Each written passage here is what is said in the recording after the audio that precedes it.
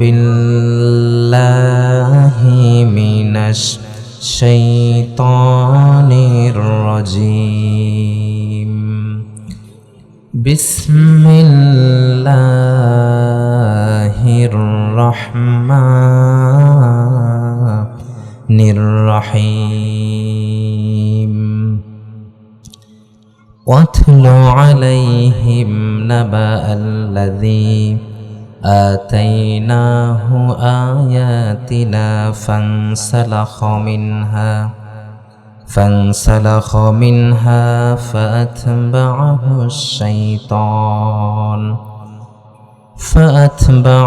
الشيطان فكان من الغاوين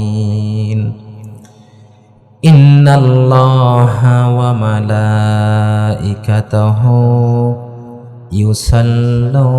يصلون على النبي يا أيها الذين آمنوا صلوا عليه وسلموا تسليما। رسول আমার ভালোবাসা, রসুল আমার আলো আশা, রসুল আমার প্রেম বিরহের মূল আলোচনা, রসুল আমার কাজে কর্মে অনুপ্রেরণা। মধ্য হাতীবান্ধা যুব সমাজের উদ্যোগে তৃতীয় বার্ষিক তাফসিরুল কোরআন মাহফিল। আজকের প্রোগ্রামের সম্মানিত সভাপতি, সম্মানিত প্রধান অতিথি, বিশেষ অতিথিবৃন্দ, মঞ্চে উপবিষ্ট হযরত উলামা ইকরাম, সামনে উপস্থিত দূর দূরান্ত থেকে আগত ইসলাম প্রিয়, কোরআন প্রেমিক, কোরআন প্রেমী, আমার অত্যন্ত কাছের আপন ভাই, দ্বীনি ভাই, স্নেহের কচিকাছা এবং পর্দার আড়ালে বসে থাকা সম্মানিতা শ্রদ্ধেয়া মা এবং বোনেরা, আলোচনার সূচনায় আনুষ্ঠানিকতার মধ্য দিয়ে আমার পক্ষ থেকে আবারও প্রাণ খোলা, হৃদয় নিংড়ানো সালাম, আসসালামু আলাইকুম ওয়া রাহমাতুল্লাহ। আল্লাহ রাব্বুল আলামিন আমাদেরকে যে পৃথিবীতে পাঠাইছেন, শুধু শুধু পাঠাইছেন ভাই? একটু আওয়াজ দিবেন। শুধু শুধু পাঠাইছেন? আমাদেরকে পাঠানোর পিছনে একটা উদ্দেশ্য আছে না? একটা মিশন আছে, একটা উদ্দেশ্য আছে। প্রিয় ভাইরা আমার, আল্লাহ রাব্বুল আলামিন বলেছেন, আফা হাসিবতুম আন্নামা খালাকনাকুম আবাসা ওয়া আন্নাকুম ইলাইনা লা তুরজাউন।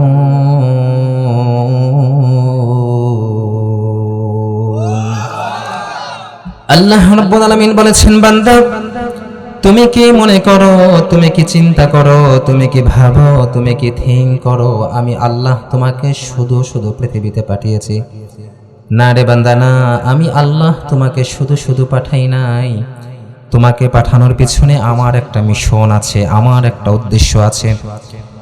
ওরে বান্দা, তুমি যদি আমার মিশন অনুযায়ী চলতে পারো, তুমি যদি তোমার জীবনটা আমার পাঠানো পথ অনুযায়ী চালাতে পারো, তাহলে তোমার মৃত্যুর পরে আমি আল্লাহ তোমাকে যে জান্নাতটা দান করব, ওই জান্নাতটা এমন একটা পৃথিবী না, দুইটা পৃথিবী না, এরকম 10টা পৃথিবীর সমান একটা জান্নাত আমি আল্লাহ তোমাকে দান করব। জোরে বলি সুবহানাল্লাহ, আর একটু আওয়াজ দিয়ে বলি সুবহানাল্লাহ। প্রিয় ভাইরা আমার, প্রশ্ন আসতে পারে যে হুজুর এত বড় জান্নাত আল্লাহ কোথায় পাবেন? প্রশ্ন আসে না? এত বড় জান্নাত আল্লাহ কোথায় পাবেন? পৃথিবীতে কত মানুষ, এখন কত কোটি কোটি মানুষ, ইভেন ফিউচারে কত মানুষ আসবে চলে যাবে। আল্লাহ পাক প্রত্যেকটা মানুষকে যদি 10টা পৃথিবীর সমান একটা করে জান্নাত দান করেন, তাহলে এত স্পেস, এত জায়গা আল্লাহ কোথায় পাবে? প্রশ্ন আসে। আপনাদের কি কষ্ট হচ্ছে ভাই? কথা বুঝতে পারেন আপনারা? কারা কারা বেঁচে আছেন একটু হাত উঠান তো ভাই। যারা যারা বেঁচে আছেন তারাই শুধু হাত তুলবেন, আর যারা মারা গেছেন তাদের হাত তোলার কোনো দরকার নাই। তো এগুলো কি বেঁচে থাকা মানুষের আওয়াজ? মুসলমানের আওয়াজ হবে বাঘের গর্জনের মতো। কথা বলেন ঠিক কিনা? জালিমের বাদশারা ইসলামকে নিয়ে কটূক্তি করা তো দূরের কথা, ইসলামকে নিয়ে ষড়যন্ত্র করা তো দূরের কথা, ইসলামের আলো নিভিয়ে দেওয়া তো দূরের কথা, আল্লাহর কোরআনকে বৃদ্ধাঙ্গুলি দেখিয়ে মানুষের তৈরি করা পচা নোংরা বস্তা ভরা রাজনীতি করা তো দূরের কথা, ইসলামের আলোটাকে নিভিয়ে দেওয়া তো দূরের কথা, ওরা তো নিজেরাই মানে আলোর মধ্যে নিভে যাবে, ঠিক কিনা? ওরা নিজেরাই নিভে যাবে। আমাদের মুসলমান আওয়াজ হবে বাঘের গর্জনের মতো, কথা বলেন ঠিক কিনা? আর ঘুমিয়ে থাকা যাবে না প্রিয় ভাইরা আমার, আর ঘুমিয়ে থাকা যাবে না, এখন জাগতে হবে। এখনো যদি আমরা ঘুমিয়ে থাকি, মূসা আলাইহিস সালামের সম্প্রদায় যেমনি ভাবে 40 বছর সিনাই উপত্যকার মধ্যে পাগলের মতো ঘুরেছিল, আল্লাহ পাক কিন্তু আমাদেরকে সেই পাগলের মতো ঘোরাবেন, কথা বলেন ঠিক কিনা? আমাদেরকে জাগতে হবে, জাগার সময় এসেছে। আল্লাহ আমাদেরকে একটা সুযোগ দিয়েছেন, আল্লাহ আমাদেরকে একটা চান্স দিয়েছেন, এই চান্সটা কাজে লাগাতে হবে কিনা? অবশ্যই এই চান্সটা কাজে লাগাতে হবে। তো এখন প্রশ্ন আসতে পারে যে হুজুর, যে আল্লাহ পাক যদি প্রত্যেকটা মানুষকে 10টা পৃথিবীর সমান একটা করে জান্নাত দান করেন, তো এত জায়গা আল্লাহ কোথায় পাবে? আচ্ছা, আপনাদের কাছে আমার জানতে চাই, এই মন জানতে চাই, আপনারা বলেন তো, পৃথিবীটা বড় নাকি সূর্যটা বড়? আর একটু আওয়াজ দিয়ে বলেন, সূর্য বড়। সূর্য হচ্ছে পৃথিবী থেকে 13 লক্ষ গুণ বড়। আল্লাহু আকবার, 13 লক্ষ গুণ বড় ভাই সূর্য। প্রিয় ভাইয়ের আমার, যেই সূর্যটাকে আমরা দূরে দেখি, যেই সূর্যটাকে আমরা অনেক দূরে অবস্থান করতে দেখি, মনে হয় যে সূর্যটা অনেক ছোট, কিন্তু এই সূর্যটা কিন্তু অনেক ছোট নয় আমার বন্ধুগণ। এরকম একটা পৃথিবী না, এরকম 2টা পৃথিবী না, এরকম 13 লক্ষ পৃথিবীর চেয়ে সূর্য হচ্ছে অনেক বড় আমার ভাইরা। এরকম হাজার হাজার সূর্যকে যদি আপনি একত্রিত করার পরে ছোট্ট একটা তারকার মধ্যে ছেড়ে দেন, এরকম হাজার হাজার সূর্যকে একত্রিত করার পরে যদি আপনি একটা তারকার মধ্যে ছেড়ে দেন, আপনি হাজার হাজার সূর্যকে একত্রিত করে একটা তারকার মধ্যে ছেড়ে দিয়েছেন, এই হাজার হাজার সূর্যের কোনো কিন্তু অস্তিত্বই খুঁজে পাওয়া যাবে না। সুবহানাল্লাহ, কত বিশাল আল্লাহ সৃষ্টি, কত বিশাল। তো আল্লাহ পাক প্রত্যেকটা মানুষকে 10টা পৃথিবীর সমান একটা করে কি দিবেন ভাই? জান্নাত দান করবেন। আজকে আমি খুতবার শুরুতে যে আয়াতে কারিমা তেলাওয়াত করেছি, আল্লাহ যদি তৌফিক দান করেন, আমি গুনাহগার নিজে আমলের নিয়তে, এবং আপনারা যারা শুনবো সবাই আমলের নিয়তে কথা যেন শুনতে পারি, সেই তৌফিক আল্লাহ আমাদের সবাইকে দান করুক। সবাই বলি আমিন। এখন আমরা যেন আলোচনাটুকু ইখলাসের সাথে শুনতে পারি এবং সে অনুযায়ী আমল করতে পারি। ইখলাসটা কি? ইখলাসটা হচ্ছে এমন, আপনি আমল কম করেছেন কিন্তু শুধুমাত্র আল্লাহকে সন্তুষ্ট করার জন্য আমল করেছেন, এটা কিন্তু আল্লাহর কাছে গ্রহণযোগ্য হবে। কিন্তু আপনি আমল অনেক বেশি করেছেন কিন্তু মানুষকে দেখানোর জন্য করেছেন শো অফ। আমি বৃদ্ধ হয়েছি, দাড়ি পেকে গিয়েছে, এখন যদি নামাজে না যাই মানুষ আমাকে কি বলবে? আমার এত টাকা পয়সা, আমি যদি হজ না করি মানুষ আমাকে কি বলবে? যদি এরকম হয় সেগুলো কিন্তু আল্লাহর কাছে গ্রহণযোগ্য হবে না। একটি উদাহরণ দিয়ে আলোচনা শুরু করব। ইন্ডিয়ার মধ্যে একজন আল্লাহওয়ালা মানুষ ছিলেন যার নাম হচ্ছে আল্লামা শাহ ইসমাইল রহিমাহুল্লাহ। তিনি বিভিন্ন জায়গায় কোরআনের দাওয়াত নিয়ে যেতেন, যেমন আমাদের শহীদ আল্লামা দিলওয়ার হোসেন সাইদি রহিমাহুল্লাহ, আল্লাহ ওনাকে জান্নাতুল ফেরদাউসের মেহমান বানিয়ে দিক। তো উনি তো সারা বিশ্বে দিন প্রচার করেছেন। তো শাহ ইসমাইল রহিমাহুল্লাহ তিনিও বিভিন্ন জায়গায় আলোচনা করতেন। তিনি একদিন ইন্ডিয়া শাহী মসজিদে আলোচনা শেষ করে সিঁড়ি দিয়ে নিচে নামছেন। ইন দ্য মিন টাইম একজন যুবক লুঙ্গি পরে তার সামনে আসছে, এসে বলছে, হুজুর আমি তো শাহ ইসমাইল হুজুরের আলোচনা শোনার জন্য আসছিলাম, হুজুরের আলোচনা কি আছে নাকি শেষ হয়েছে? বলছে, বাবা তার আলোচনা তো শেষ। এটা শুনে যুবকটা কান্নায় ভেঙে পড়ল যে আমার তকদিরটাই খারাপ, আমি যদি আরেকটু আগে আসতে পারতাম তাহলে আল্লাহর ওলির জবান থেকে আমি কিছু কথা শুনতে পারতাম। এটা বলে যুবকটা কান্না শুরু করে দিয়েছে। এখন শাহ ইসমাইল রহিমাহুল্লাহ তিনি যুবকের মাথায় হাত দিলেন, হাত দিয়ে বললেন, বাবা তুমি যার আলোচনা শোনার জন্য আসছো সেই একই আলোচনা যদি আমি তোমাকে আবার পুনরায় শোনাই, তুমি কি শুনবা? যে হ্যাঁ আমি শুনবো। যুবকটাকে সিঁড়ির মধ্যে বসাইছেন। সিঁড়ির মধ্যে নোংরা থাকে না ভাই? নোংরা থাকে, ময়লা থাকে। সিঁড়ির মধ্যে বসাইছেন, নিজেও সিঁড়ির মধ্যে বসছেন। এখন পাবলিক সবাই তো একরকম হয় না। কেউ এসে বলছে, হুজুর আপনি কাজটা করলেন কি? আপনি কি কাজটা করলেন? মান সম্মান তো আপনারও শেষ, আমাদেরও শেষ। হুজুর বলছে, কি করেছি? যে আবার জিজ্ঞেস করছেন কি করছেন? মান সম্মান তো থাকলো না। আপনি মসজিদের ভিতরে হাজার হাজার মুসল্লি ছিল, হাজার হাজার মানুষ ছিল, সেখানে আপনি 1.5 ঘন্টা আলোচনা করেছেন, কত সুন্দর। আর কোথা থেকে একটা যুবক ছেলে আসছে, সিঁড়ির মধ্যে তাকে বসাইছেন, আপনি নিজেও বালুর মধ্যে বসছেন, বসে আবার 1.5 ঘন্টা আলোচনা করলেন। মান সম্মান তো আপনারও থাকলো না, আমাদেরও থাকলো না।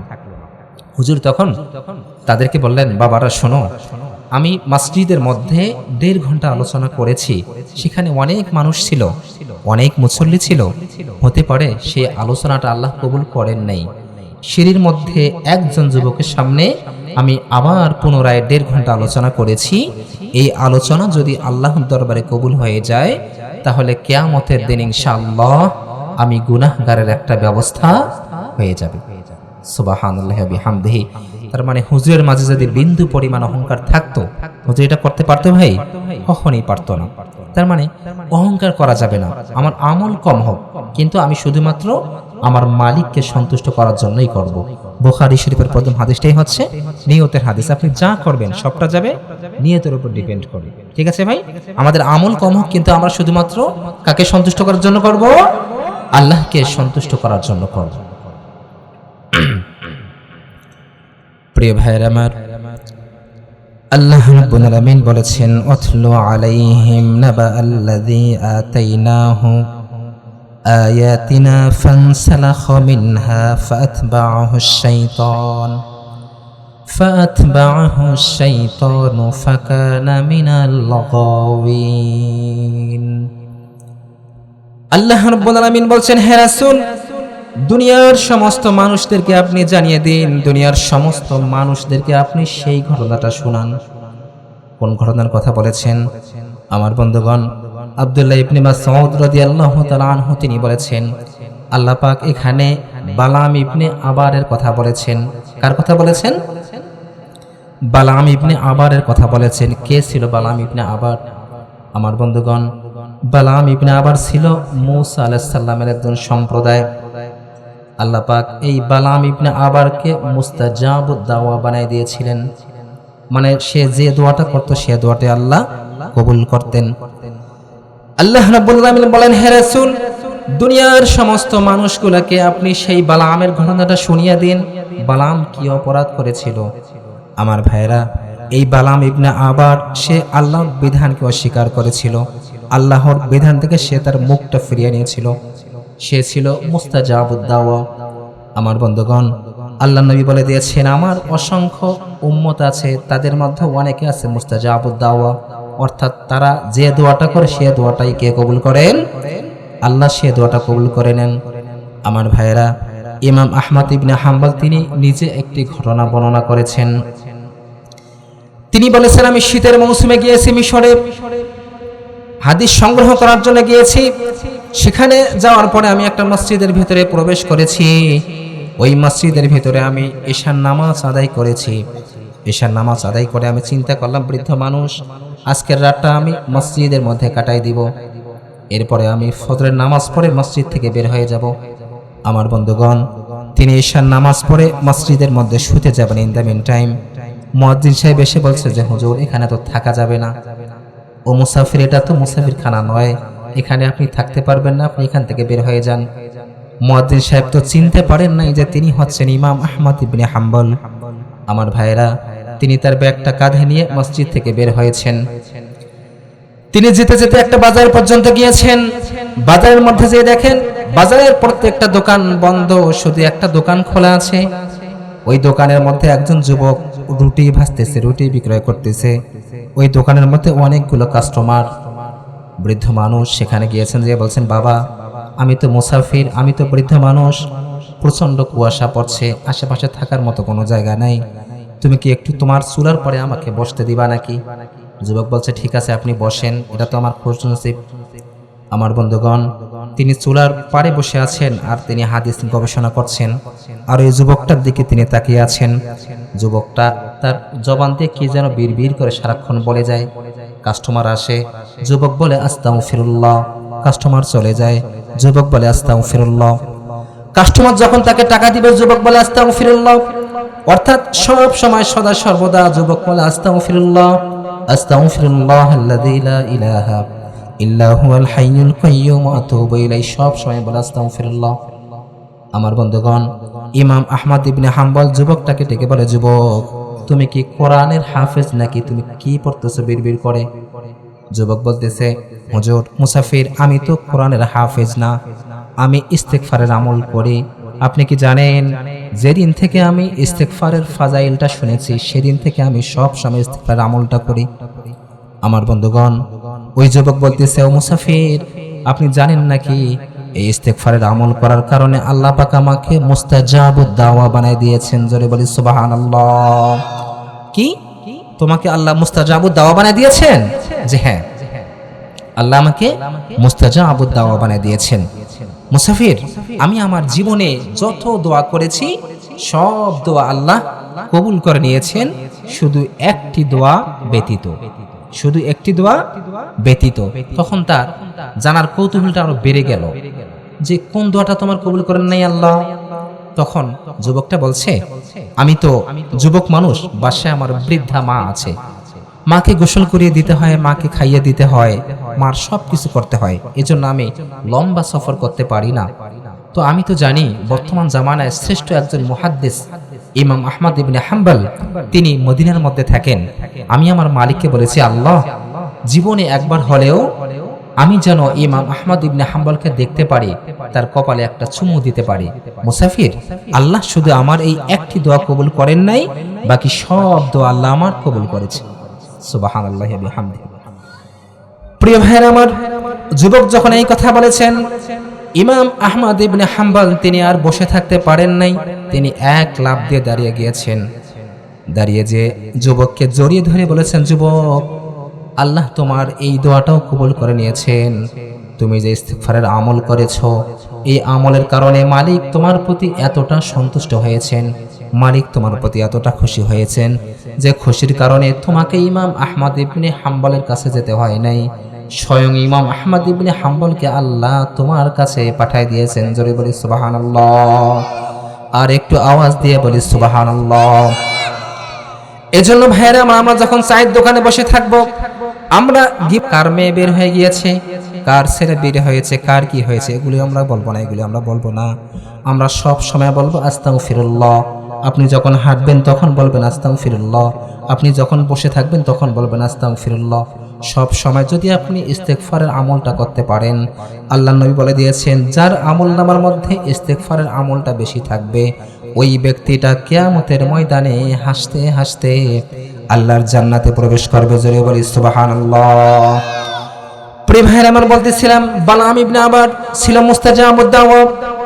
আল্লাহ রাব্বুল আলামিন বলছেন, হে রাসূল, দুনিয়ার সমস্ত মানুষগুলোকে আপনি সেই বালাম ইবনে আবারের কথাটা জানিয়ে দিন। কে ছিল বালাম ইবনে আবার? সে আল্লাহর বিধান থেকে মুখ ফিরিয়ে নিয়েছিল, সে আল্লাহর দ্বীন থেকে, সত্য বাণী থেকে তার মুখটা ফিরিয়ে নিয়েছিল।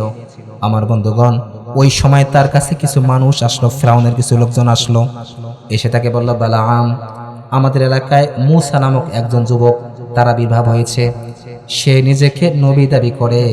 ও বালাম, তুমি তো যে দোয়াই করো সে দোয়াই তো আল্লাহ কবুল করেন, সুতরাং তুমি মূসার বিরুদ্ধে একটু দোয়া করো, আল্লাহ যেন মূসা এবং তার পুরো সম্প্রদায়কে ধ্বংস করে দেন। বালাম বলতেছে, তোমরা কি সেই যুবকের কথা বলছো নাকি যে যুবক হাত বগলের ভিতরে হাত ঢুকায়, এই হাত যখন বের করে তখন আলো হয়ে যায়, যে যুবক লাঠিটা মাটির মধ্যে গেড়ে ঘুমিয়ে যায়, ছাগল চড়ায়, মেষ চড়ায়, ছাগল মেষ যদি ছোটাছুটি করে, লাঠিটা অটোমেটিক্যালি ওই ছাগল এবং মেষকে মেরে আবার তার পায়ের মধ্যে নিয়ে আসে।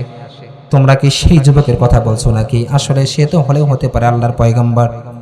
ওই লোকেরা বলে, আসলে তুমি কি মনে করেছো যে আমরা আমাদের কল্যাণের কারণে তোমার কাছে আসছি? না না না, আমরা আমাদের লাভের কারণে তোমার কাছে আসি নাই, আমরা শুধুমাত্র তোমার লাভের কারণে আমরা আসছি। ও বালাম, আমরা তোমার কাছে হাদিয়া তোহফা নিয়ে আসছি, আমরা তোমার কাছে টাকা পয়সা নিয়ে আসছি। কেন? কারণ তোমার দোয়া আল্লাহ কবুল করেন। তুমি বলো, একটা জঙ্গলের মধ্যে, একটা বনের মধ্যে যদি দুইটা বাঘ হয় তাহলে কেমন হবে? ওদিকে মূসা যদি আল্লাহর পয়গম্বর হয়, মূসার দোয়া যদি আল্লাহ কবুল করে, তাহলে তো আমরা তোমার কাছে আসবো না, কোনো মানুষ তো তোমার কাছে আসবে না। সুতরাং তুমি একটু মূসার বিরুদ্ধে দোয়া করো। তাকে টোপ দিয়েছে, বালাম ইবনে আবার টোপটা গিলে নিয়েছে। আমার বন্ধুগণ, বালাম ইবনে আবার কি করলো? হাত উঠালো, হাত উঠিয়ে বলতেছে, আল্লাহ তাআলা, মূসা এবং তার সম্প্রদায় যারা আছে তুমি তাদেরকে ধ্বংস করে দাও। আমার বন্ধুগণ, এই দোয়া যখন করেছেন সাথে সাথে আল্লাহ পাক ইলহামের মাধ্যমে তাকে জানিয়ে দিয়েছেন, বালাম তুই তো ছিলি মুস্তাজাবুদ দাওয়া, যে দোয়াটা করতি সে দোয়াটাই আমি কবুল করে নিতাম। ও বালাম, আজ থেকে কিয়ামত পর্যন্ত তোর আর কোন দোয়া আমি আল্লাহ কবুল করব না। আমার বন্ধুগণ, শুধু তাই নয়, আল্লাহ রাব্বুল আলামিন সঙ্গে সঙ্গে বালাম ইবনে আবারের জিহ্বাটা কুকুরের মতো বের করে দিয়েছেন। আমার ভাইরা, এই বালাম ইবনে আবারের ভুলটা কি ছিল? সে সত্য থেকে মুখ ফিরিয়ে নিয়েছিল, আল্লাহর বিধান থেকে মুখ ফিরিয়ে নিয়েছিল। আমার তো ভয় হয় বর্তমান জামানায় যে মানুষগুলা আল্লাহর কোরআন থেকে মুখ ফিরিয়ে নেয়, যে মানুষগুলা আল্লাহর কোরআনকে অস্বীকার করে, যে মানুষগুলা বলে যে আমরা শরিয়া আইন বিশ্বাস করি না, এই মানুষগুলার কখন জানি জিহ্বাটা কুকুরের মতো আল্লাহ বের করে দেন, ঠিক না? যারা বলে যে আমরা শরিয়া আইন বিশ্বাস করি না, এই মানুষটা কি ঈমান আছে ভাই? এই দলকে যারা সাপোর্ট করবে তাদের কোনো ঈমান থাকবে না, তাদের ঈমান থাকবে না। আল্লাহি, আল্লাহর কসম করে বলি, যে দলটা বলেছে যে আমরা শরিয়া আইনে বিশ্বাসী না, আমরা শরিয়া আইন বিশ্বাস করি না, তাদের ঈমান থাকবে? তাদের ঈমান থাকবে না, তারা বেঈমান হয়ে গিয়েছে। আর যারা এই দলটাকে সাপোর্ট করবে, আপনি নামাজ পড়েন, রোজা রাখেন, হজ করেন, যাকাত দেন, যাই করেন না কেন, কিয়ামতের ময়দানে আপনাকে বেঈমান হয়ে আল্লাহর সামনে দাঁড়াতে হবে। কথা বলেন ঠিক কিনা? আর জোরে বলেন ঠিক কিনা? আল্লাহর সামনে আপনাকে বেঈমান হয়ে দাঁড়াতে হবে যদি আপনি মানুষের তৈরি করা পচা নোংরা বস্তা ভরা রাজনীতি করেন। মানুষের তৈরি করা রাজনীতি করা যাবে ভাই? করা যাবে না। বালামের ভুলটা কি ছিল? যে সে আল্লাহর বিধান থেকে মুখটা ফিরিয়ে নিয়েছিল, যার কারণে আল্লাহ পাক তার জিহ্বাটা কুকুরের মতো বের করে দিয়েছিলেন। প্রিয় ভাইরা আমার, আল্লাহ রাব্বুল আলামিন বলছেন, হে রাসূল, দুনিয়ার সমস্ত মানুষগুলোকে আপনি সেই বালাম ইবনে আবারের কথাটা জানিয়ে দিন। আল্লাহ রাব্বুল আলামিন বলছেন, ওয়াতলু আলাইহিম নাবা আল্লাযী আতাইনাহু আয়াতিনা ফানসালাখা মিনহা ফাআতবাহু শাইতান। আমার ভাইরা, ফানসালাখার ব্যাখ্যাটা একটু বুঝুন। আপনি একটা বাসের মধ্যে উঠেছেন, লোকাল একটা বাস, রংপুরে যাবেন অথবা আপনি সুন্দরবনে যাবেন, বাসের মধ্যে অনেক মানুষ রয়েছে, আপনি এমন ভাবে আছেন হাতটা আপনি নিচের দিকে নেবেন সেরকম করতে পারছেন না, পিঠটা আপনার চুলকাচ্ছে, আপনি পিঠটা চুলকাতে পারছেন না, এরকমটা হয় না ভাই? বাসের মধ্যে অনেক মানুষ, আপনি একটু লড়াচড়া করবেন, পারছেন না, অনেক মানুষ। তো ওই সময় মাগরিবের আজান দিয়েছে, এখন আপনার মন চাচ্ছে যে আপনি নামাজটা পড়বেন, কিন্তু আপনি পড়তে পারছেন না, সিচুয়েশন নেই। ওই সময়ে কিছু যুবক চায়ের দোকানে বসে আছে, আজান দিচ্ছে, তারা গল্প গুজব করছে, তারাও নামাজটা কাজা করে ফেললো। আপনি বাসের মধ্যে আছেন, আফসোস করছেন, নামাজ পড়তে পারছেন না, আপনার নামাজটাও কাজা হয়ে গেল। এখন আপনার নামাজটা যে কাজা হলো বাসে থাকার কারণে, আপনি কি এটা ইচ্ছা করে নামাজটা কাজা করলেন ভাই? ইচ্ছা করে করেছেন? ইচ্ছা করে আপনি করেন নাই। আর যে যুবকেরা চায়ের দোকানে বসে আড্ডা দিচ্ছে, তারা অবশ্যই ইচ্ছা করে নামাজটা কাজা করলো। আচ্ছা, পাকিস্তানে আমার পূর্বে যে ভাই আলোচনা করেছেন নামাজ নিয়ে, অত্যন্ত চমৎকার আলোচনা করেছেন। পাকিস্তানে একজন শিক্ষক একজন ছাত্রকে জিজ্ঞেস করেছে, বাবা, সারা জীবন তো তুমি আমার কাছে জানতে চেয়েছো, আজ আমি তোমার কাছে জানতে চাই, তুমি বলো তো দুনিয়ার মধ্যে নামাজ পড়ে না কারা? ছাত্রকে জিজ্ঞেস করেছে, বাবা তুমি বলো তো দুনিয়ার মধ্যে কারা নামাজ পড়ে না? ছাত্র বলেছে, উস্তাদ, আমি অনেক হিসাব কিতাব করে ক্যালকুলেশন করে আমি খুঁজে পেয়েছি, আমি 3টা উত্তর পেয়েছি, যে দুনিয়ার মধ্যে 3 শ্রেণীর মানুষ তারা নামাজ পড়ে না। তার মধ্যে একটা শ্রেণী হচ্ছে যারা অমুসলিম। যারা কি ভাই? যারা অমুসলিম, তারা নামাজ পড়ে না। নাম্বার 2 হচ্ছে যারা পাগল। যারা কি ভাই? যারা পাগল, তারা নামাজ পড়ে না। আর নাম্বার 3 হচ্ছে যে মানুষগুলা হচ্ছে মৃত, যে মানুষগুলা মৃত। 1 নম্বর হচ্ছে যারা অমুসলিম, 2 নম্বর হচ্ছে যারা পাগল, 3 নম্বর হচ্ছে যারা মৃত। তার মানে এখন থেকে আজান শোনার পরে যে মানুষগুলা মসজিদে আসবে না, আপনারা বুঝে নেবেন এই মানুষগুলা হয়তোবা পাগল অথবা মৃত মানুষ অথবা অমুসলিম। ঠিক আছে ভাই, এটা আপনারা বুঝে নিন। আজান শোনার পরেও যারা মসজিদে নামাজের জন্য আসবে না, এই মানুষগুলা হয়তোবা পাগল অথবা মৃত অথবা অমুসলিম হবে। এই 3টা শ্রেণীর মধ্যে একটা হবে। প্রিয় ভাইরা আমার, একটু কান লাগান। আল্লাহ রাব্বুল আলামিন বলছেন, হে রাসূল, দুনিয়ার সমস্ত মানুষগুলোকে আপনি জানিয়ে দিন, দুনিয়ার সমস্ত মানুষগুলোকে আপনি সেই বালাম ইবনে আবারের কথা শুনিয়ে দিন। আমার বন্ধুগণ, এই বালাম ইবনে আবার সে আল্লাহর বিধান থেকে তার মুখটা ফিরিয়ে নিয়েছিল, যার কারণে আল্লাহ পাক এই বালাম ইবনে আবারের জিহ্বাটা কুকুরের মতো বের করে দিয়েছিলেন। এটা হচ্ছে 1 নম্বর অপরাধ। আমি 4টা অপরাধের কথা বলবো আমার বন্ধুগণ। এরপরে 2 নম্বর অপরাধ হলো যারা আল্লাহর কোরআন থেকে তাদের মুখটা ফিরিয়ে নেবে, এই ব্যক্তিগুলাকে শয়তান অনুসরণ করবে। তার মানে আপনি যদি আল্লাহর বিধান থেকে মুখটা ফিরিয়ে নেন, আপনি যদি আল্লাহর কোরআন থেকে আপনার মুখটা ফিরিয়ে নেন, শয়তানের কাজ আপনাকে করতে হবে না, স্বয়ং শয়তান আপনাকে অনুসরণ করবে আমার বন্ধুগণ। তার মানে 2 নম্বর অপরাধ হচ্ছে শয়তান আপনাকে অনুসরণ করবে। আর 3 নম্বর অপরাধ হচ্ছে আপনি ডিরেক্ট দুনিয়াদারি হয়ে যাবেন, শুধু আপনি দুনিয়া দুনিয়া করবেন। এই পৃথিবীতে অনেক মানুষ রয়েছে যে মানুষগুলো শুধু দুনিয়া দুনিয়া করে।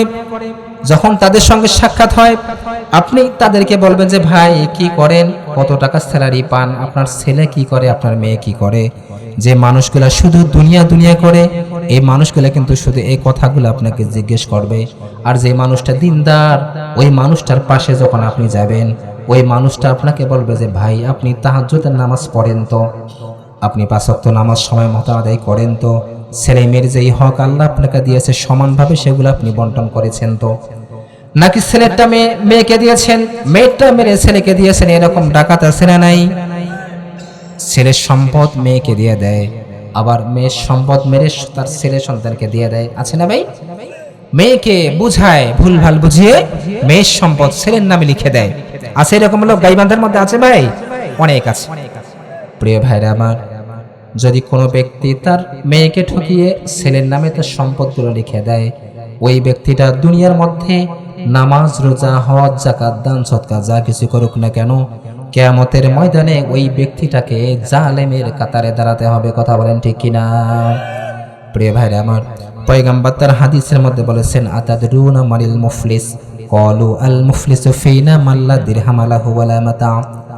فقال إن المفلس من أمتي من يأتي يوم القيامة بالصلاة والصيام والزكاة ويأتي قد شتم هذا وقذف هذا وأكل مال هذا وسفك دم هذا وضرب هذا فيعطى هذا من هذا وهذا من حسناته। বিশ্বনবী তার সাহাবাদেরকে বলেছেন, আমার সাহাবীরা, তোমরা কি জানো কিয়ামতের ময়দানে সবচেয়ে নিঃস্ব লোকদের অন্তর্ভুক্ত কারা হবে? সাহাবায়ে কেরাম বলেছেন, ইয়া রাসূলুল্লাহ, আল্লাহ এবং তার রাসূল ভালো জানেন। পয়গম্বর বলেছেন, আমার সাহাবীরা, কিয়ামতের ময়দানে একটা লোক পাহাড় পরিমাণ সওয়াব নিয়ে আল্লাহর সামনে দাঁড়িয়ে যাবেন। ওই লোকটার আমলনামার মধ্যে নামাজ আছে, ওই লোকটার আমলনামার মধ্যে রোজা আছে, ওই লোকটার আমলনামার মধ্যে হজ, যাকাত সব কিছু আছে। ওই লোকটা আল্লাহর জান্নাতে যাওয়ার জন্য অপেক্ষমান। আল্লাহ পাক তাকে আদেশ করবেন, ওই ব্যক্তিটা জান্নাতে যাবে। কিন্তু ওই ব্যক্তিটা জান্নাতে যাওয়ার পূর্বে কিছু লোক এসে ওই লোকটার ব্যাপারে আল্লাহর কাছে অভিযোগ দায়ের করবে। তারা এসে বলবে, আল্লাহ, এই তোমার বান্দা, সে তো জালেম ছিল। আল্লাহ, দুনিয়ার মধ্যে সে আমার বাবা ছিল, আপন বাবা। আমি তার মেয়ে ছিলাম, আমার সম্পদগুলো মেরে সে আমার ভাইয়ের নামে লিখে দিয়েছিল। ও আল্লাহ, দুনিয়ার মধ্যে আমার বাবা আমার হক নষ্ট করেছিল, দুনিয়ার মধ্যে আমি সঠিক বিচার পাই নাই। ও আল্লাহ, আজ প্রতিদান দিবস, এই দিবসে কি আমি তোমার কাছে সঠিক বিচার পাবো না? আল্লাহ বলবেন, বান্দা, আজ তুমি অবশ্যই সঠিক বিচার পাবা, আজ কারো সাথে বিন্দু পরিমাণ জুলুম করা হবে না।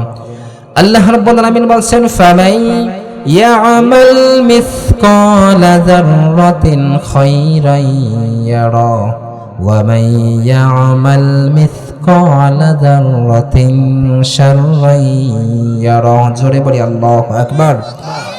আল্লাহ রাব্বুল আলামিন বলেছেন, কিয়ামতের ময়দান এমন কঠিন মুসিবতের ময়দান, ওই কঠিন মুসিবতের ময়দানে, ওই কঠিন মুসিবতের সময় এই দুনিয়ার মধ্যে কোনো ব্যক্তি যদি যাররা পরিমাণ ভালো কিংবা মন্দ কাজ করে, আমার বন্ধুগণ, যাররা তাকে বলা হয়, সহজে বুঝুন, একটা বালুর 70 ভাগের 1 ভাগকে বলা হয় যাররা, যেটাকে আপনি খালি চোখে দেখতে পারবেন না। এটাকে দেখতে হলে আপনাকে অনুবীক্ষণ যন্ত্রের মাধ্যমে দেখতে হবে। এই এতটুকু পরিমাণ যাররা পরিমাণ ভালো কিংবা মন্দ কাজ যদি কোনো ব্যক্তি করে, কিয়ামতের ময়দানে সেটা সে দেখতে পাবে। আমার ভাইয়েরা, আল্লাহ পাক বলেন, বান্দা, আজ কারো সাথে বিন্দু পরিমাণ জুলুম করা হবে না। ওই ব্যক্তিটাকে বলা হবে দাও দাও, তুমি দুনিয়ার মধ্যে যাদের হক নষ্ট করেছো, তুমি তোমার মেয়ের হক নষ্ট করে তোমার ছেলেকে দিয়েছো, তোমার ছেলের হক নষ্ট করে তুমি তোমার মেয়েকে দিয়েছো, আজ তাদের হকগুলো আদায় করে তারপর তুমি জান্নাতে চলে যাও। সেখানে কি মিথ্যা বলা যাবে ভাই? মিথ্যা বলার অপশন আছে? মিথ্যা বলার কোনো অপশন নাই। আল্লাহ রাব্বুল আলামিন বলছেন, আল ইয়াউমা নাখতিমু আলা আফওয়াহিহিম ওয়া তুকাল্লিমুনা আইদিহিম ওয়া তাশহাদু আরজুলুহুম বিমা কানু ইয়াকসিবুন। জোরে বলি আল্লাহু আকবার।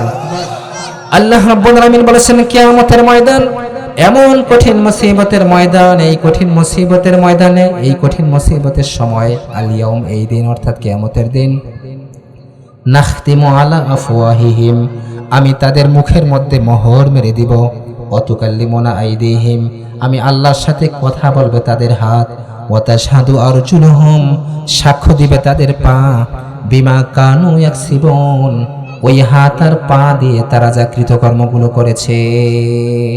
সেদিন মিথ্যা বলার কোনো অপশন নেই, আপনি মিথ্যা বলতে পারবেন না।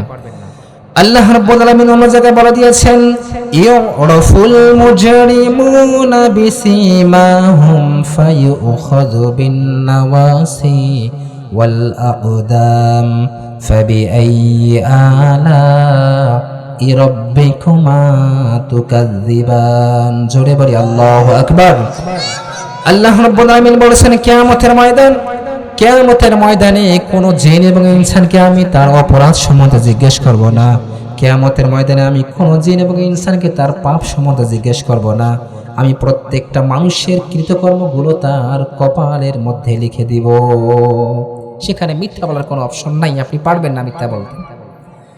প্রিয় ভাইয়ের আমার, আল্লাহ রাব্বুল আলামিন বলবেন যে দাও দাও, দুনিয়ার মধ্যে তুমি যাদের হক নষ্ট করেছো তাদের হকগুলো আদায় করে তারপর তুমি জান্নাতে চলে যাও। ওই ব্যক্তিটা বলবে, আল্লাহ দুনিয়ার মধ্যে আমি যাদের হক নষ্ট করেছিলাম, এখানে তো টাকা পয়সা নেই, আমি তাদের হকগুলো কিভাবে আদায় করব? হকদাররা বলবে, আল্লাহ দুনিয়ার মধ্যে আমার জালেম বাবা আমার হক নষ্ট করেছিল, দুনিয়ার মধ্যে আমার টাকা পয়সার প্রয়োজন ছিল, আজ তো আমার টাকা পয়সার কোনো প্রয়োজন নাই, আজ তো সওয়াবের অনেক প্রয়োজন, তুমি তোমার বান্দাকে বলো সে যেন তার আমলনামা থেকে আমাকে সওয়াব দিয়ে আমার হকগুলো আদায় করে দেয়। এই ব্যক্তিটা সওয়াব দিতে থাকবে, সওয়াব দিতে দিতে দেখা যাবে একটা সময় তার আমলনামার মধ্যে আর কোনো সওয়াব অবশিষ্ট নাই। দেখা যাবে অভিযোগকারীর সংখ্যা লাইনে দাঁড়িয়ে আছে, কেউ এসে বলবে, আল্লাহ তোমার বান্দা দুনিয়ার মধ্যে আমার প্রতিবেশী ছিল, তার অনেক পাওয়ার ছিল, তার অনেক ক্ষমতা ছিল, ও আল্লাহ আমি তো মাজলুম ছিলাম, দুনিয়ার মধ্যে আমি কোনো প্রতিবাদ করতে পারতাম না, তোমার বান্দা আমার উপর অনেক জুলুম করেছে, তুমি তোমার বান্দাকে বলো সে যেন আমার হক আদায় করে তারপর তোমার জান্নাতে চলে যায়। কেউ এসে বলবে, আল্লাহ তাআলা তোমার বান্দা দুনিয়ার মধ্যে আমার সঙ্গে চোখ গরম করে কথা বলেছিল, কেউ এসে বলবে, আল্লাহ তাআলা তোমার বান্দা দুনিয়ার মধ্যে আমাকে একটা থাপ্পড় মেরেছিল। এরকম অনেক মানুষ লম্বা লাইন ধরবে, এক একজন এক একটা অভিযোগ করবে। আল্লাহ পাক বলবেন, দাও দাও, তুমি তাদের হকগুলো আদায় করে তারপর তুমি জান্নাতে চলে যাও। ওই ব্যক্তিটা বলবে, আল্লাহ আর দুনিয়ার মধ্যে আমি যাদের হক নষ্ট করেছিলাম, আমার আমলনামার মধ্যে যে সওয়াব ছিল সব সওয়াব তো শেষ হয়ে গিয়েছে, এখন আমি তাদের হকগুলো কিভাবে আদায় করব? হকদাররা বলবে, আল্লাহ তাআলা তোমার বান্দার আমলনামার মধ্যে সওয়াব নেই, তাতে কোনো অসুবিধা নেই, আমাদের আমলনামার মধ্যে তো অনেক গুনাহ আছে, এই গুনাহগুলো তার আমলনামায় দিয়ে দাও, দিয়ে তুমি আমাদেরকে একটু হালকা বানিয়ে দাও। তার মানে হচ্ছে দুনিয়ার মধ্যে যদি আমি কারো হক নষ্ট করি তাহলে কিয়ামতের ময়দানে সওয়াবের বিনিময়ে তাদের হকগুলো আদায় করতে হবে। আর আমার আমলনামার মধ্যে যদি সওয়াব না থাকে তাহলে আমার আমলনামার মধ্যে যে গুনাহগুলো আছে এই গুনাহগুলো আল্লাহ পাক তাদের আমলনামায় দিয়ে আল্লাহ পাক আমাকে হালকা বানিয়ে দেবেন। এজন্য দুনিয়ার মধ্যে কারো হক নষ্ট করা যাবে ভাই? কারো হক নষ্ট করা যাবে না। আল্লাহ রাব্বুল আলামিন বলে দিয়েছেন এই মানুষগুলার 3 নম্বর অপরাধ হচ্ছে ওয়ালাকিন্নাহু আখলাদা ইলাল আরদ। এই মানুষগুলা ডাইরেক্ট দুনিয়াদারি হয়ে যায়। কি হয়ে যায় ভাই? ডাইরেক্ট দুনিয়া, শুধু দুনিয়া দুনিয়া, তার আরো লাগবে, তার আরো চাই, তার আরো লাগবে। প্রিয় ভাইরা আমার, 4 নম্বর অপরাধ হচ্ছে আল্লাহ রাব্বুল আলামিন বলে দিয়েছেন ওয়াত্তাবা হাওয়া। আমার বন্ধুগণ, 4 নম্বর অপরাধ হলো এই মানুষগুলা ইসলামের কিছু বিধান মানবে আর কিছু বিধান ছেড়ে দিবে। যতটুকু তার ভালো লাগবে সে ততটুকু মানবে। নামাজের ইসলাম মানবে, এতে কোনো সমস্যা নেই। সে রোজার ইসলাম মানবে, সে হজের ইসলাম মানবে, সে জাকাতের ইসলাম মানবে। এই মুরব্বীকে যদি বলা হয়, মুরব্বী আপনি তো নামাজের ইসলামটা মানলেন, আপনি তো রোজার ইসলাম মানলেন, আপনি তো হজের ইসলামটা মানলেন, যে আল্লাহ আমাদেরকে সৃষ্টি করেছেন সে আল্লাহর বিধান দিয়ে, সেই আল্লাহর কোরআন দিয়ে আমরা রাষ্ট্রটা চালাবো, এবার আমরা এই ইসলামের পক্ষে ভোট দিব। আমার ভাইয়েরা, এই কথা যখন আপনি মুরব্বীকে বলবেন, মুরব্বী তখন বলবে এটা হচ্ছে 1400 বছর পূর্বের মামলা। কি বলবে? এটা হচ্ছে 1400 বছর পূর্বের মামলা, না এগুলো দিয়ে এখন সমাজ চলবে না। এরকম কথা যদি কেউ বলে, ওই ব্যক্তি নামাজ করুক, রোজা রাখুক, হজ করুক, জাকাত দেখ, সে যা কিছু করুক না কেন, কিন্তু কিয়ামতের ময়দানে এই ব্যক্তিটাকে বেঈমান হয়ে আল্লাহর সামনে দাঁড়াতে হবে। কথা বলেন ঠিক কিনা? বেঈমান হয়ে তাকে আল্লাহর সামনে দাঁড়াতে হবে যদি কেউ আল্লাহর বিধানকে অস্বীকার করে, আল্লাহর আইনকে যদি কেউ অপছন্দ করে। প্রিয় ভাইরা আমার, আল্লাহ রাব্বুল আলামিন বলছেন এই ব্যক্তিগুলোর 4 নম্বর অপরাধ হলো ওয়াত্তাবা হাওয়া। এই মানুষগুলো আল্লাহর কিছু বিধান মানবে আর কিছু বিধান ছেড়ে দিবে। আমার বন্ধুগণ, আপনার পাশের বাড়িতে বিবাহের অনুষ্ঠান, আপনি দেখছেন, আরে ভাবি আপনাকে তো আমি চিনলাম না, কে আপনি? এখন বলবা আরে কি বলে, চেনে না কেন? আমি তো আপনার পাশের ভাষার সলিমুদ্দিন ভাইয়ের বউ ভাবি। কয় না, আপনাকে তো আমি এর আগে কখনো দেখি নাই। আরে ভাই কিভাবে দেখবা, আমি তো সারা জীবন বোরকা পরেছিলাম, কিভাবে দেখবা? আজ তো বিয়া, মেকআপ করেছে 2000 টাকা খরচ করে, বিয়ের মধ্যেও যদি আমি বোরকা পরে আসি তাহলে আমার এই মেকআপটা দেখবে কে? তার মানে আমার এই ভাবি ইসলাম কিছুটা মানলো আর কিছুটা ছেড়ে দিল। চাচা চা খেতে খেতে দোকানে বসে আছে, এমন সময় একজন গিয়েছে, চাচা আমি তো অনেক বিপদে পড়েছি, আমার 1000 টাকার খুব প্রয়োজন, খুব প্রয়োজন 1000 টাকা। 1000 টাকা আমাকে ধার দিবেন? আরে সর সর সর, টাকা কি মানুষের কাছে থাকে নাকি? টাকা কি মানুষের হাতে থাকে? সব টাকা নেই। আরে চাচা আপনি ভুল বুঝছেন, আমি টাকাটা এমনি এমনি নিব না, আমি আপনাকে 1 সপ্তাহ পরে 1250 টাকা ফেরত দিব। এই কথা? আচ্ছা টাকা কি মানুষের হাতে থাকে বেটা? টাকা বাসায় আছে, বাসায় চল। বাসায় নিয়ে গিয়েছে, বাসায় যে 1000 টাকা বের করে দিল, নি 1000 টাকা নি বাবা, টাকা যদি আরো লাগে বলিস, তোর চাষি কিন্তু সুদে ব্যবসা করে, সমস্যা নাই, আর যা করবি তাড়াতাড়ি কর, কিছুক্ষণ পর কিন্তু মাগরিবের আজান দিবে, নামাজটা কিন্তু জামাতের সাথে আদায় করতে হবে। আস্তাগফিরুল্লাহ আস্তাগফিরুল্লাহ। এরকম ডাকাত, এরকম মুনাফিক মার্কা চাচা গাইবান্ধার মধ্যে কি আছে ভাই? গাইবান্ধার মধ্যে আছে? লোকটা সুদে টাকা লাগায়, অথচ নামাজ সে জামাতের সাথে আদায় করবে। তার মানে সে ইসলামের কিছু বিধান মানলো আর কিছু বিধান ছেড়ে দিল, কিছু মানলো কিছু ছেড়ে দিল। প্রিয় ভাইরা আমার, আল্লাহ রাব্বুল আলামিন বলছেন, হে রাসূল দুনিয়ার সমস্ত মানুষগুলোকে আপনি জানিয়ে দিন এই 4টা অপরাধ যাদের মাঝে থাকবে, এই 4টা অপরাধ। 1 নম্বর অপরাধ হচ্ছে আল্লাহর বিধান থেকে মুখ ফিরিয়ে নেবে। 2 নম্বর অপরাধ হলো শয়তান তার অনুগামী হয়ে যাবে। 3 নম্বর অপরাধ হচ্ছে এই মানুষটা শুধু দুনিয়া দুনিয়া করবে। আর 4 নম্বর অপরাধ হলো এই মানুষটা ইসলামের কিছু বিধান মানবে আর কিছু বিধান ছেড়ে দিবে। এই মানুষগুলোর পরিচয় আপনি তাদের মাঝে জানিয়ে দিন। আমার ভাইরা, আল্লাহ রাব্বুল আলামিন বলছেন এই মানুষগুলোর পরিচয় হচ্ছে ফামাসালুহু কামাসালিল কালব, এই মানুষগুলা হচ্ছে কুকুরের মতো। একটু আওয়াজ দিবেন নাউজুবিল্লাহ। এই মানুষগুলোর পরিচয় আপনি তাদেরকে জানিয়ে দিন, এই মানুষগুলা হচ্ছে কুত্তার মতো, যাদের ভিতরে 4টা খারাপ অভ্যাস থাকবে। একটা হচ্ছে আল্লাহর বিধান থেকে মুখ ফিরিয়ে নিবে, আর 2 নম্বর হচ্ছে শয়তান তার অনুগামী হবে, 3 নম্বর হচ্ছে শুধু দুনিয়া দুনিয়া করবে, আমার আরো চাই, আমার আরো চাই, আমার আরো লাগবে। প্রিয় ভাইরা আমার, পৃথিবীতে যত পয়গম্বর আসছিলেন তারা কি কেউ দুনিয়া চেয়েছিলেন? আমাদের নবী মুহাম্মদ রাসূলুল্লাহ সাল্লাল্লাহু আলাইহি ওয়াসাল্লাম, ওনার বাড়ি কয়তলা ছিল? 5 তলা ছিল? 4 তলা? 3 তলা ছিল? 2 তলা? 1 তলা বাড়ি ছিল? এমন ছোট্ট একটি ঘর ছিল, তিনি ঠিকভাবে শুতে পর্যন্ত পারতেন না। তিনি একদিন আফসোস করে সাহাবাকে আমাদেরকে বলেছেন যে আমার সাহাবীরা, আমি যদি আমার মালিককে বলি, আল্লাহ এই যে এত বড় উহুদ পাহাড়, এই পাহাড়টা তুমি স্বর্ণে পরিণত করে দাও, তাহলে আমার মালিক কিন্তু পুরো পাহাড়টা স্বর্ণে পরিণত করে দিবে। উনি জাস্ট এতটুকু বলেছিল। বর্তমানে বিজ্ঞানী রিসার্চ করেছে, রিসার্চ করে দেখেছে তিনি যে এই কথাটা বলেছেন, যার কারণে আল্লাহ পাক পুরো উহুদ পাহাড়ের নিচটা স্বর্ণের খনিতে পরিণত করে দিয়েছেন। সুবহানাল্লাহি ওয়া বিহামদিহি। পৃথিবীতে যত সাহাবায়ে কেরাম ছিলেন তারা কেউ দুনিয়া চান নাই ভাই, সেখানে সাহাবায়ে কেরাম ছিলেন না। যেখানে আখিরাত ছিল সেখানে তারা ছিলেন। তো এখানে 4টা অপরাধের মধ্যে 3 নম্বর অপরাধ হচ্ছে যে মানুষগুলা শুধু দুনিয়া দুনিয়া আর দুনিয়া, শুধু দুনিয়া দুনিয়া করবে। আর 4 নম্বর অপরাধ হচ্ছে কি ইসলামের কিছু বিধান মানবে আর কিছু বিধান ছেড়ে দেবে। এই মানুষগুলার পরিচয় হচ্ছে ফামাসালুহু কামাসালিল কালব, এই মানুষগুলা হচ্ছে কুকুরের মতো।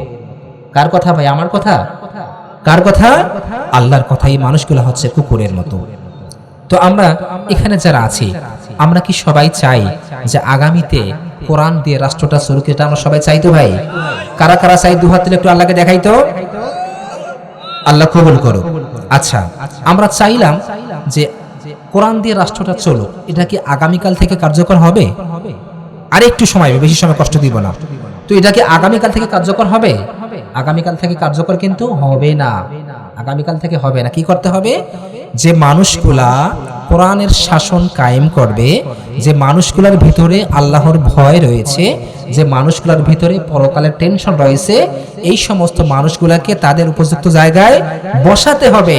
না হলে কিন্তু কোরআনের আইন কখনোই আমরা পাবো না ভাই, কখনো পাবো না। আমরা কি বিগত সময়ে কখনো কি আমরা সঠিক বিচার পেয়েছি ভাই? পেয়েছি? আমরা বিচারের আওতায় গিয়েছি, সেখানে যে দেখলাম যে যিনি বিচার করবেন চেয়ারম্যান সাহেব বা মেম্বার সাহেব হতে পারেন, চেয়ারে বসছেন, টেবিলের উপরে যদি ওই চেয়ারম্যান সাহেব যদি একটি কোরআনটা রাখতো, কোরআন দিয়ে আপনাকে রাষ্ট্র চালাতে বলছি না আমি, সেটা পরে যদি আল্লাহ তৌফিক দান করেন, যদি কোনো বিচারক টেবিলের উপরে কোরআনটা রেখে একটু বিচার করে, যা বলবি একটু সাবধানে বলবি, সামনে কিন্তু কোরআন আছে, তাহলে কি সে মিথ্যা বলতে পারবে? পারবে না। কিন্তু আমাদের চেয়ারম্যান সাহেবরা, আমাদের মেম্বার সাহেবরা টেবিলের উপরে কোরআন রাখে। কি রাখে? সিগারেটের বাক্স রাখে। তো সিগারেটের বাক্স রাখলে আপনি তার থেকে সঠিক বিচার কি করে আশা করেন ভাই? এটা কখনোই আশা করা যাবে না। প্রিয় ভাইয়েরা আমার, আপনি আবার আঙ্গিনার মধ্যে 2টি গাছ লাগিয়েছেন। আপনি আপনার আঙ্গিনার মধ্যে 2টা গাছ লাগিয়েছেন। একটি গাছ হচ্ছে আম গাছ আর একটা হচ্ছে লিচু গাছ লাগিয়েছেন।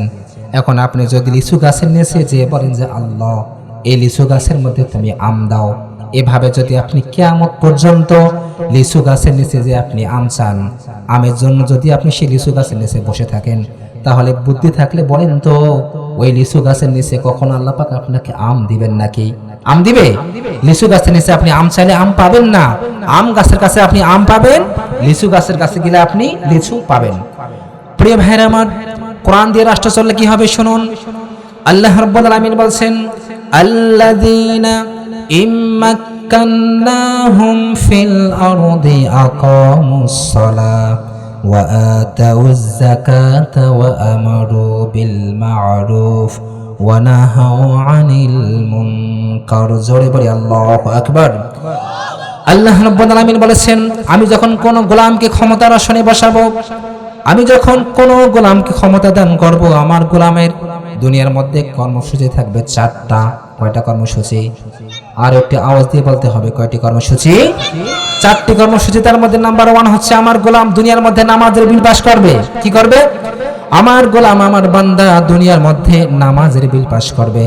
আমার বন্ধুগণ, প্রত্যেকদিন 5 ওয়াক্ত নামাজ মসজিদ থেকে ভেসে আছে। মুয়াজ্জিন সাহেব দৈনন্দিন 5 ওয়াক্ত নামাজের আজান দেয়। এখন বলুন তো আমরা সবাই কি নামাজের জন্য যাই নাকি? সবাই কি যাই? সবাই আমরা যাই না। এখন কোরআন সংসদে গিয়েছে, রাষ্ট্রপক্ষ থেকে একটা ঘোষণা দেওয়া হলো যে আগামীকাল সকাল থেকে ফজর থেকে নিয়ে ঈশা পর্যন্ত 5 ওয়াক্ত নামাজ যাদের উপর নামাজ ফরজ হয়েছে, প্রত্যেকটা মানুষকে মসজিদে এসে নামাজ আদায় করতে হবে। যদি কোনো ব্যক্তি 1 ওয়াক্ত নামাজ কাজা করে, 1 ওয়াক্ত নামাজ মিস করে, তাহলে 50টা বেতের আঘাত এবং 7 দিন জেল। যদি এরকম ঘোষণা রাষ্ট্রীয় পক্ষ থেকে দেওয়া হয়, তাহলে একটু বলেন তো মুয়াজ্জিন সাহেবকে নামাজের জন্য ডাকতে হবে নাকি মুসল্লিরা যে মুয়াজ্জিন সাহেবকে ডেকে উঠাবে? কি করবে? মুসল্লিরা যে মুয়াজ্জিন সাহেবকে ডেকে উঠাবে। কি ব্যাপার মুয়াজ্জিন সাহেব, আপনি এখনো উঠলেন না, আশেপাশে সব জায়গায় নামাজ শেষ, আপনার ঘড়ির মধ্যে হয় 16, এরকমটা বলবে না ভাই? এটা কখন বলবে? যখন আল্লাহর কোরআন দিয়ে রাষ্ট্রটা চলবে তখন বলবে। যখন আল্লাহর কোরআন দিয়ে রাষ্ট্রটা চলবে তখন সবাই নামাজি হয়ে যাবে ভাই। তার মানে আল্লাহ বলতেছেন আমি যখন আমার কোন গোলামকে ক্ষমতার আসনে বসাবো, আমার গোলামের 4টা কর্মসূচি, তার মধ্যে নাম্বার 1 হচ্ছে আমার গোলাম সর্বপ্রথম নামাজের বিল পাস করবে। কিসের বিল পাস করবে? নামাজের বিল পাস করবে। দ্বিতীয় নাম্বার হচ্ছে আমার গোলাম সমাজের মধ্যে যাকাতের বিল পাস করবে। কি করবে ভাই? যাকাতের বিল পাস করবে। বর্তমান সময়ে একটা হিসাব করে দেখা গিয়েছে আল্লাহ পাক যাদেরকে সম্পদগুলো দিয়েছেন, যদি প্রত্যেক বছরে যাকাতের টাকা কালেকশন করা হয় তাহলে 1 টাকা 2 টাকা না, প্রায় 40,000 কোটি টাকা কালেকশন করা যাবে। কত টাকা ভাই? 40,000 কোটি টাকা। এটা আমি বললাম সহজে, কিন্তু আপনি গুনে দেখেন কত টাইম লাগবে। 40,000 কোটি টাকা। এই টাকা কালেকশন করা হলো যদি কোরআন সংসদে যায়, যদি আপনারা ইসলামের পক্ষে ভোট দেন তাহলে। এখন 40,000 কোটি টাকা কালেকশন করলাম, কালেকশন করে মসজিদের ইমাম সাহেব, তিনি নেতা, ওনার কাছে একটা লিস্ট থাকবে যে আমার এলাকার মধ্যে এই মানুষগুলো হচ্ছে গরিব। একজন এসে বলবে হুজুর আমার মেয়ের বিয়ে হচ্ছে না, 2 লক্ষ টাকার প্রয়োজন, আপনাকে 2 লক্ষ টাকা দিয়ে দেওয়া হলো। একজন এসে বলবে হুজুর আমি চলতে পারছি না, একটা অটো কিনে দিলে আমি চলতে পারবো। ঠিক আছে, তাকে একটা অটো কিনে দেওয়া হলো। কেউ এসে বলবে হুজুর আমি তো চলতে পারছি না, তাকে একটা গাভী কিনে দেওয়া হলো, বিদেশি গাভী। এভাবে করে তাকে বলা হবে নেক্সট টাইম আমরা তোমাকে যাকাতের টাকা দিব না, এটা বলা হবে। এরকম করে যদি একবার দুবার না, অনলি 4 বছর যদি যাকাতের টাকা কালেকশন করে গরিব দুঃখী মানুষের মাঝে বন্টন করে দেওয়া হয়, 5 বছর পরে আপনি মাইকিং করেও যাকাত খাওয়ার লোক খুঁজে পাবেন না। এটা হচ্ছে ইসলাম ভাই, এটা হচ্ছে ইসলাম, এটা হচ্ছে ইসলাম। প্রিয় ভাইয়েরা, আমার আলোচনা শেষ করে দিব।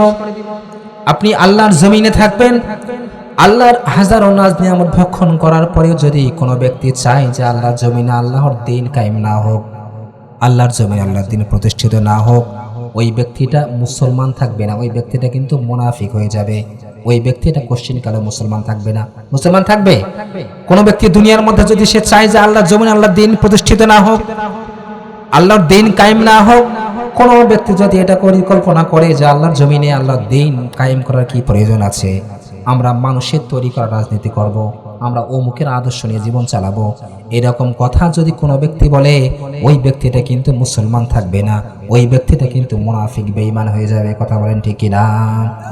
প্রিয় ভাইরা, আমার একটি উদাহরণ দিলে বুঝতে পারবেন। আপনি বিবাহ করেছেন, বিবাহ করার পরে আপনি আপনার বিবির সাথে শুয়ে আছেন, হঠাৎ করে দেখলেন আপনার বিবি আর আপনার পাশে নাই। আপনার বিবি ঘুম থেকে উঠেছে, পাশে যে পরকিয়া করছে কথা বলছে, বলতেছে জান সোনা ময়না পাখি, যে যা বলে বলুক, বলতেছে শোনো আমি যে আমার স্বামীর সাথে বিয়ে হয়েছে, এই বিয়েতে কিন্তু আমি রাজি ছিলাম না, আমি আমার স্বামীরটা খাবো, আমি আমার স্বামীরটা পরবো, আমি আমার স্বামীর সব কিছু করবো, কিন্তু আমি আমার স্বামীকে আমার দেহ আর প্রাণ দিব না, আমি এই দেহ প্রাণটা শুধু তোমাকেই দিব। নাউজুবিল্লাহ। এরকম কথা যদি কোনো যুবক বলে আর তার স্বামী যদি পাশ থেকে এই কথাগুলো শুনে, তাহলে ওই স্বামীর করণীয় হচ্ছে 3টা। কয়টা করণীয়? ওই স্বামীর করণীয় হচ্ছে 3টা। প্রথমে তার বিবিকে মাইর দিবে। কি করবে? তার বিবিকে মাইর দিবে। দ্বিতীয়ত হচ্ছে ওই স্বামী করবে একটা নালিশ বসাবে, গ্রামের লোকজন ডাকবে, ডেকে একটা বিচার বসাবে। এরপরে বিচার করার পরে তার বিবিকে সে ডিভোর্স দিয়ে দিবে। আমার বন্ধুগণ, দুনিয়ার মধ্যে কোনো ব্যক্তি যদি আল্লাহর বিধান না চায়, কোনো ব্যক্তি যদি আল্লাহর কোরআনটাকে পছন্দ না করে, আল্লাহর আইন যদি কেউ না চায়, তাহলে আল্লাহ রাব্বুল আলামিন ওই ব্যক্তিটাকেও কবরের মধ্যে প্রথমে মাইর দিবেন, এরপরে হাসরের মাঠে বিচার করবেন, এরপরে ওই নাফরমান ব্যক্তিটাকে জাহান্নামের মধ্যে নিক্ষেপ করবেন, জাহান্নামে নিক্ষেপ করবেন। যদি কোনো ব্যক্তি আল্লাহর জমিনে থেকে আল্লাহর দ্বীন কায়েমের আন্দোলন না করে, তাহলে ওই ব্যক্তিটাকে আল্লাহ কোথায় নিক্ষেপ করবেন ভাই? জাহান্নামে নিক্ষেপ করবেন। শুনেন, স্পষ্ট একটা হাদিস, হাদিসের মধ্যে হাদিসে কুদসি আল্লাহ রাব্বুল আলামিন বলে দিয়েছেন যে কোনো ব্যক্তি যদি সে নামাজ পড়লো, রোজা রাখলো, হজ করলো, যাকাত দিল, দান সদকা করলো, সব কিছু করলো, কিন্তু ওই ব্যক্তিটা দ্বীন কায়েমের আন্দোলন করলো না, ওই ব্যক্তিটা দ্বীন কায়েমের আন্দোলন যদি না করে, ওই ব্যক্তিটা আল্লাহর জান্নাতে প্রবেশ করতে পারবে না। আরে ভাই, সহজভাবে বুঝেন, যদি নামাজ পড়েই জান্নাতে যাওয়া যেত, যদি রোজা রেখেই জান্নাতে যাওয়া যেত, যদি হজ করে জান্নাতে যাওয়া যেত, তাহলে আপনার আমার প্রিয় রাসূল ওনার শরীরে 27টা যুদ্ধে অংশগ্রহণ করতেন না? করতেন ভাই? কি দরকার ছিল? উনি মসজিদের মধ্যে তাসবিহ টিপতেন, সিজদায় পড়ে থাকতেন, কি দরকার ছিল? না, শুধু নামাজ পড়েই জান্নাতে যাওয়া যাবে না, শুধু রোজা রেখে হজ করেই জান্নাতে যাওয়া যাবে না। জান্নাতে যেতে হলে আপনাকে দিন কায়েমের আন্দোলন করতে হবে। কে ভোট দেখ আর না দেখ, আপনি দেন না দেন, আমার ভোটটা আমি ইসলামের পক্ষে দিব। এখন ইসলাম ক্ষমতায় আসুক আর না আসুক, আমার ভোটটা আমি দিব। কিয়ামতের ময়দানে যেন আমি আল্লাহকে বলতে পারি যে আল্লাহ, আমার ভোটটা আমি ইসলামের পক্ষে দিয়েছিলাম। আপনি যাকে ভোট দিলেন, ভোট দেওয়ার পরে ওই প্রার্থী যদি দুনিয়ার মধ্যে কোনো গুনাহের কাজ করে, আপনি কবরে শুয়ে থাকবেন, কিয়ামত পর্যন্ত আপনার আমলনামার মধ্যে গুনাহ জমা হতেই থাকবে। আর আপনি যে মানুষটাকে ভোট দিবেন, ওই মানুষটা যে দুনিয়ার মধ্যে কোনো নেক কাজ করে, নেক আমল করে, মানুষের কল্যাণ করে, উপকার করে, তাহলে আপনি কবরে শুয়ে থাকবেন, কিয়ামত পর্যন্ত আপনার কবরে আল্লাহ পাক সওয়াব পাঠাতে থাকবেন। এজন্য ভোটটা হচ্ছে একটা আমানত, এটা যাকে তাকে দেয়া যাবে না ভাই, যাকে তাকে দেয়া যাবে না। আমরা সবাই ইসলামের পক্ষে ভোট দিব তো ইনশাআল্লাহ? আমরা সবাই ইসলামের পক্ষে থাকবো। আল্লাহ তাআলা কবুল করুন, সকলে বলে আমিন।